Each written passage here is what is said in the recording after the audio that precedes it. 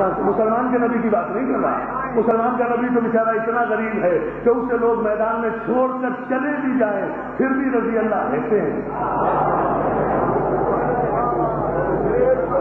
لیکن علی کا نبی وہ ہے جس پر ایمان لا کر اگر شک کرے کوئی نبی بھی تو وہ نبی نہیں رہتا. اس لیے علی کے نبی کی بات کر رہا ہوں.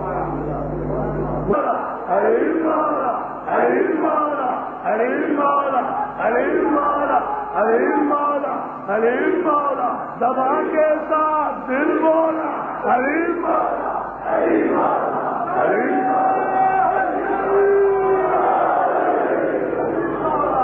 یہ علی کے نبی کی شان کہ 1,24,000 پیغمبر اس کی نبوت کا اقرار نہ کریں تو وہ نبی نہیں رہتے. اور یہ نبی کے علی کی شان کہ اگر یہ غدیر خم کے منبر پر علی کی ولایت کا اعلان نہیں کرتا تو فما بلغت رسالتا، میرا حبیب کوئی کار رسالت انجام نہیں دیا. ارے جس علی کی ولایت کے اعلان کے بغیر نبی کی نبوت باقی نہیں رہتی تو 2 رکعت کے مولوی کی امامت کیسے؟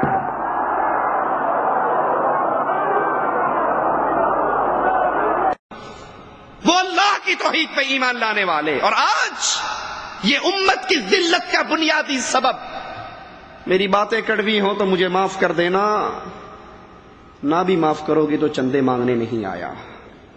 اس امت کی بربادی کا بنیادی سبب یہ نہیں کہ وہ اس امت میں جہاد کرنے والے نہیں رہے، اس امت میں نماز پڑھنے والے نہیں رہے، اس امت میں صدقہ دینے والے نہیں رہے، اس امت میں حاجی کم ہو گئے، اس امت میں روزے دار کم ہو گئے.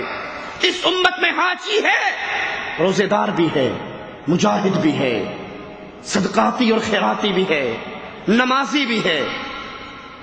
اگر اس امت میں ختم ہوئے ہیں تو اللہ کی توحید کو ماننے والے ختم ہوں گے. اہل ایمان، اہل توحید.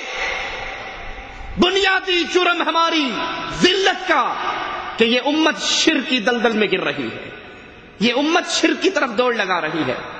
اور اس شرک کے پھیلنے کا بنیادی سبب کیا ہے؟ یہ شرک پھیلتا کیسے ہے؟ اس شرک کا بنیادی سبب کیا ہے؟ قرآن حکیم بیان فرماتا ہے، یا اہل الکتاب لا تغلوا فی دینکم، اے اہل کتاب اپنے دین کے اندر غلو نہ کرو. ولا تقولوا علی اللہ الا الحق، اور اللہ عز و جل کے ذمے جب بھی بات کہو تو سچی بات کہو، اللہ کی طرف جھوٹ کی نسبت نہ کرو، اپنے دین میں غلو نہ کرو. کسی کو جو مقام عرش والے نے دیا ہے اس کو اس مقام سے بلند نہ کرو. یہ بنیادی جرم ہے، یہ وہ سبب ہے، یہ وہ دروازہ ہے غلو کا، کسی کو اس کی شان سے بلند کر دینا، اس کے مقام سے اوپر بٹھا دینا، جو دروازہ چلتے ہوئے انسان کو شرک کے دلدل میں گرا دیتا ہے. اور یہی وہ سبب تھا جس سے یہود و نصارہ میں شرک پھیلا. یہودیوں نے یہی کیا. اپنے نبی عزیر، نبی کون؟ جو اللہ کا بندہ ہے. عزیر اللہ کے بندے تھے، اللہ کے منگتے تھے. یہودیوں نے کہا نہیں، عزیر اللہ کا بیٹا ہے. عیسائیوں نے عیسیٰ علیہ السلام کے بارے میں کہا عیسیٰ ابن اللہ، عیسیٰ بھی اللہ کا بیٹا ہے. جو مقام انبیاء کو اللہ نے دیا کہ وہ اللہ کے رسول ہیں، اللہ کے بندے ہیں، ان کو رسالت اور عبدیت سے اٹھایا اور الہ کر دکھایا. یہ جرم یہود و نصارہ کا جرم تھا. یہود و نصارہ میں، سابقہ امتوں میں شرک اسی دروازے سے داخل ہوا. شیخ الاسلام ابن تیمیہ رحمۃ اللہ علیہ فرماتے ہیں جیسے یہود و نصارہ نے غلو کا راستہ اختیار کر کے شرک کے دروازے کھولے، اس امت کے اندر بھی ضرور ایسے لوگ ہوں گے جو یہود و نصارہ کی مشابہت کرتے ہوئے اولیاء کے بارے میں، انبیاء کے بارے میں غلو کا شکار ہوں گے. يا أيها الذين آمنوا أطيعوا الله وأطيعوا الرسول وأولي الأمر منكم فإن تنازعتم في شيء فردوه إلى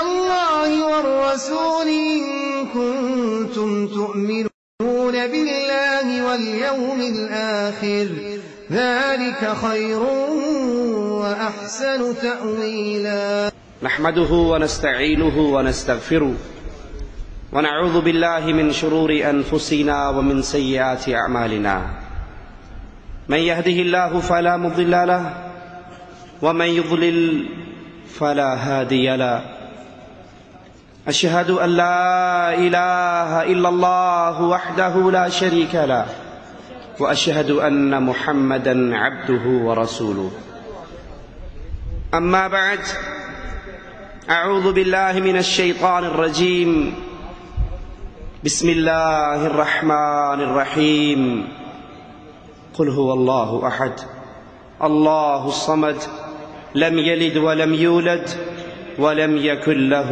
كفوا أحد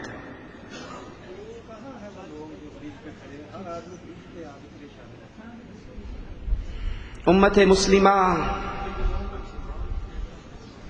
امت قرآن، امت محمدیہ، اہل عقل جب اس امت کی قیمت ہے، پانی کی قیمت ہے، لیکن لا الہ الا اللہ پڑھنے والی اس امت کے خون کی اتنی بھی قیمت نہیں ہے۔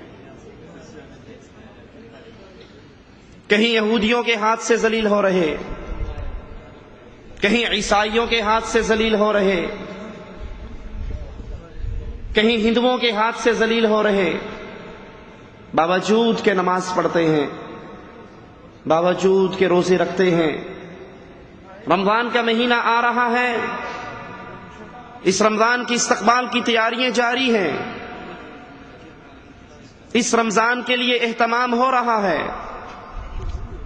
مسجدوں کے اندر، مدارس کے اندر بڑا زور اور شور سے کام جاری ہے۔ رمضان آ رہا ہے، مسلمانوں نے روزے رکھنے ہیں، مسلمانوں نے عمرہ کرنے آنا ہے، یہ تمام عبادات موجود ہیں، اور مسلمان پھر بھی ذلت کی دلدل کے اندر گرتا جا رہا ہے۔ آخر کیوں؟ وہ کیا بنیادی وجہ اور سبب ہے کہ اتنی محنتیں کرنے کے باوجود ہم واپس عزت کی شاہراہ پر چلنے کے قابل نہیں ہوئے؟ اس کا بنیادی سبب یہ ہے لوگوں، وہ معزز تھے زمانے میں مسلمان ہو کر، ہم خوار ہوئے تاریک قرآن ہو کر۔ جن کو اللہ نے عزت دی تھی، جن کو اللہ نے وقار دیا تھا، جن کو اللہ نے دنیا کے اندر استحکام دیا تھا، وہ تھے جو اللہ کی توحید پہ ایمان لاتے تھے، وہ تھے جن کے ناموں کو سن کر کیسر و کسریٰ کے ہاتھوں میں شراب کا جام چھلک جایا کرتا تھا، وہ تھے جو اپنے ملک پہ اوپر سے، اپنے شہر کے اوپر سے گزرتی ہوئی بادل کی ایک ٹکڑی کو دیکھ کر کہا کرتے تھے، جہاں تیرا جی چاہتا ہے برس لے، تیرا خراج مسلمانوں کے بیت المال میں ضرور آئے گا۔ وہ تھے جو پہاڑی پہ چڑھ کے عرش والے سے کہا کرتے تھے، ربا یہاں زمین ختم ہوتی نظر آ رہی ہے، سامنے سمندر کی لہریں ہیں، اے اللہ اگر مجھے علم ہو جائے سمندر پار تیری مخلوق بستی ہے، میں وہاں پر بھی پہنچ کر لا الہ الا اللہ کی دعوت دوں۔ یہ وہی امت ہے، یہ وہی مسلمان ہیں، یہ وہی کلمہ پڑھنے والے ہیں، لیکن دونوں کے اندر ایک بنیادی فرق ہے، دونوں کے اندر ایک بنیادی فرق ہے۔ ان کی گردن جب بھی جھکتی تھی عرش والے کے سامنے، اور آج 95% مسلمانوں کی گردن کبھی کالے جھنڈے کو دیکھ کر جھک جاتی